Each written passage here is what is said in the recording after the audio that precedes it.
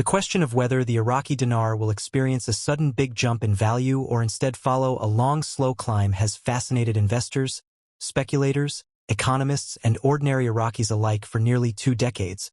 Because at the heart of the debate lies Iraq's enormous oil wealth on one side and its fragile political, financial, and institutional structures on the other, and to assess whether the dinar is headed for a dramatic revaluation or a gradual strengthening requires a careful look at how currencies gain value, how central banks operate, how oil-dependent economies behave, and how the global financial system reacts to emerging market currencies. And in Iraq's case, the evidence overwhelmingly shows that the dinar's trajectory is far more likely to be a slow climb tied to structural reforms rather than an overnight leap, though the myth of a big jump persists because of human psychology, misinformation, and the persistent marketing of the dinar revaluation dream. Historically, the Iraqi dinar was once considered a strong regional currency,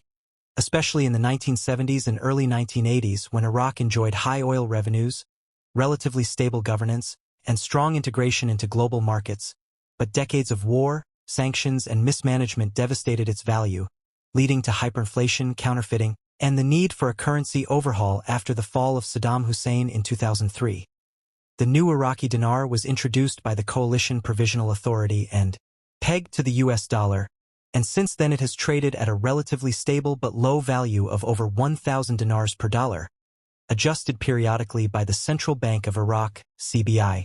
to reflect economic pressures. This long period of stability at a low rate is important because it shows that the dinar is managed through a peg system, not a free-floating mechanism, and that means sudden massive jumps are not possible without deliberate central bank policy, which would only be undertaken if Iraq had the reserves, economic diversification, and institutional capacity to support a higher value, which it does not yet possess. A big jump scenario, often imagined as the dinar suddenly revaluing to parity with the US dollar,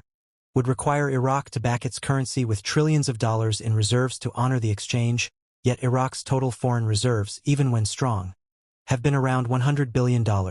nowhere near sufficient to cover the tens of trillions of dinars in circulation. Such a move would bankrupt the country overnight and is therefore economically impossible. Instead, what the CBI has done historically is small adjustments.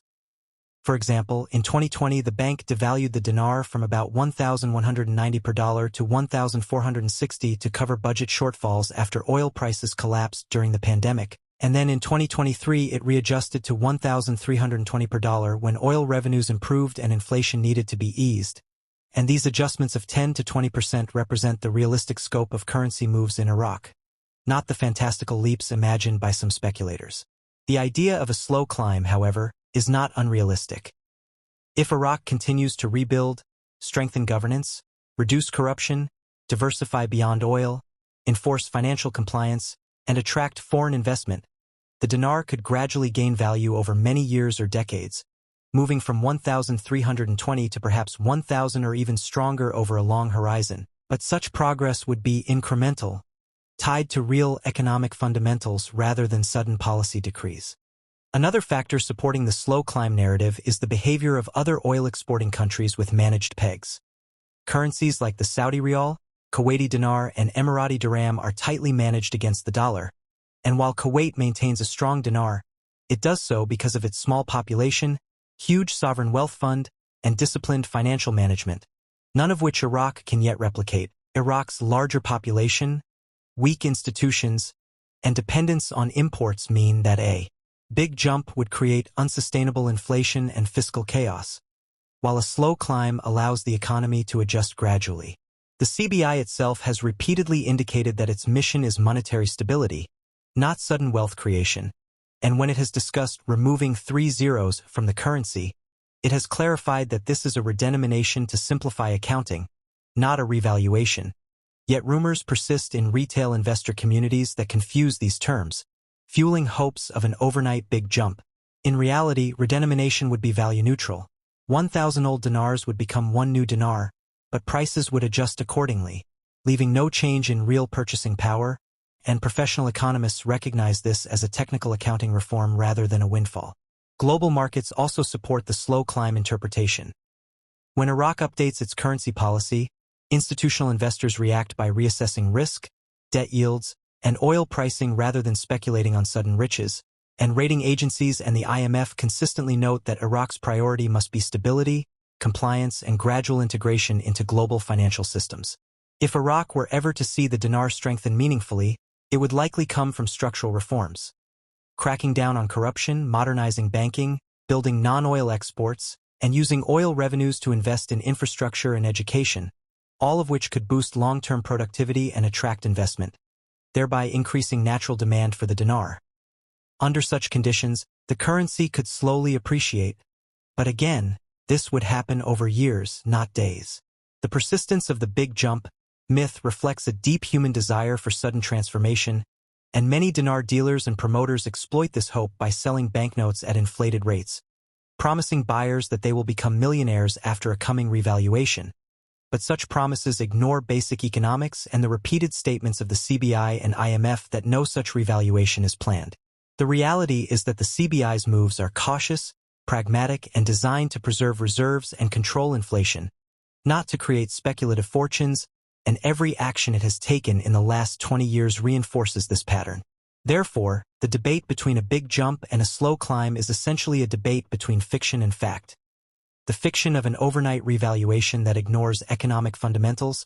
and the fact of gradual, measured policy adjustments that reflect Iraq's dependence on oil and its need for long-term reform. Looking ahead, the most likely scenario is that Iraq will continue to manage its dinar within a narrow band, making small revaluations or devaluations as needed, while pursuing long-term reforms that could eventually allow for a stronger currency.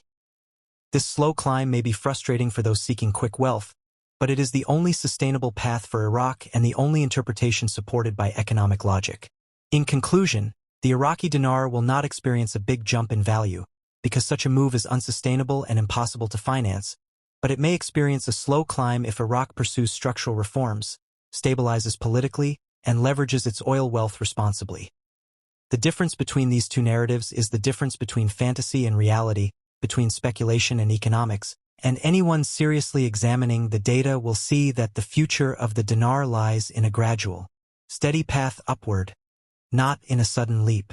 Continuing from the earlier analysis, it is important to recognize that the narrative of a sudden, massive revaluation of the Iraqi dinar is not just unrealistic from a central banking perspective but also dangerous because it diverts attention away from the actual reforms and economic adjustments Iraq needs to make if it is to ensure genuine long-term stability. And this is where the idea of a slow climb becomes not only more plausible but also more sustainable, since gradual strengthening of a currency requires a strong foundation built on trust, credibility, and structural reforms, elements that Iraq has been working toward, albeit with setbacks due to political gridlock, corruption, and regional instability. One has to remember that currency is ultimately a reflection of confidence, and for the dinar to climb gradually, Iraq must create an environment where both domestic citizens and international investors believe in the resilience of its economy, which means addressing inefficiencies in the banking system, ensuring compliance with international standards against money laundering, reducing reliance on informal currency markets, and improving transparency in oil revenue management, because only when the fundamentals align can the dinar appreciate in a slow but meaningful way. Another aspect often overlooked in the big jump versus slow climb debate is the political dimension, as every central bank move in Iraq is shaped not only by economic calculations but also by political negotiations within the government, pressures from international partners like the United States, and the expectations of the Iraqi people who struggle daily with inflation and reduced purchasing power. And in this context, the CBI has to act as both an economic manager and a political balancer, knowing that devaluation angers citizens but preserves reserves, while slight strengthening eases public pressure but can cut into fiscal revenues, especially when oil prices fluctuate. So, the path of gradual adjustments becomes the only viable option. This gradualism is in line with how other developing economies have managed their currencies, as no country has jumped from a fragile post-conflict economy to a high-value, globally respected currency in one sudden move. Rather, history shows that nations like South Korea, Vietnam, or even Turkey, before its recent inflation crisis, built up their currencies slowly as their economies industrialized, diversified, and integrated into global markets, and Iraq, despite being oil-rich, cannot bypass this process simply because wealth from oil alone does not guarantee currency strength. What matters is how that wealth is managed, reinvested, and protected from corruption. Therefore, when examining the future of the dinar, the most rational forecast is that there will be no miraculous overnight revaluation but rather a series of cautious, incremental steps that, over the long term, may gradually improve the exchange rate if reforms are successful, oil revenues remain steady, and Iraq becomes more stable politically. Another crucial factor in the slow climb narrative is the role of international institutions like the IMF, World Bank, and FATF, all of which monitor Iraq closely and set frameworks for compliance. And whenever Iraq takes steps to align with these institution standards, such as enforcing tighter banking oversight, adopting electronic payment systems to reduce cash dependency, or limiting smuggling through dollar auctions, it strengthens the credibility of its financial system, which indirectly supports the dinar's gradual stability and potential appreciation. In global markets, meanwhile, there is little appetite for sudden shifts in Iraq's currency, as stability is always valued more than surprise, and this is why bond markets, sovereign credit ratings, and foreign investors interpret Iraqi central bank moves as signals of slow change rather than explosive transformation, meaning that even speculative chatter abroad about a big jump is disconnected from the reality in which institutional investors operate. Yet within Iraq, the psychology of currency remains complex, as many ordinary citizens remember times of hyperinflation, sanctions, and sharp devaluations, which makes them both suspicious and hopeful at the same time. Suspicious of sudden devaluations that reduce their savings value, but hopeful that someday the dinar might regain some of the strength it lost decades ago, when it traded much higher to the dollar, and this duality feeds rumors and myths about revaluation. But again, the responsible view is that only a slow climb can restore such strength over decades, not a one-time adjustment. Ultimately, the choice between a big jump or slow climb is less a choice and more a matter of inevitability, because a big jump is structurally impossible while a slow climb is difficult but achievable, provided that Iraq commits to reforms, curbs corruption, stabilizes its politics, and wisely manages its oil windfall revenues, perhaps even building a sovereign wealth fund similar to Kuwait's or Norway's, which would anchor long-term stability and enhance the dinar's credibility. Until such steps are taken, the dinar will remain stable within narrow ranges, adjusted occasionally in modest revaluations or devaluations, always tied to the ebb and flow of oil prices, but never subject to the fantasy of an overnight transformation. And anyone who studies global currency history knows that credibility and fundamentals, not speculation, dictate a currency's real trajectory, which is why the slow climb model will define Iraq's monetary path for years to come.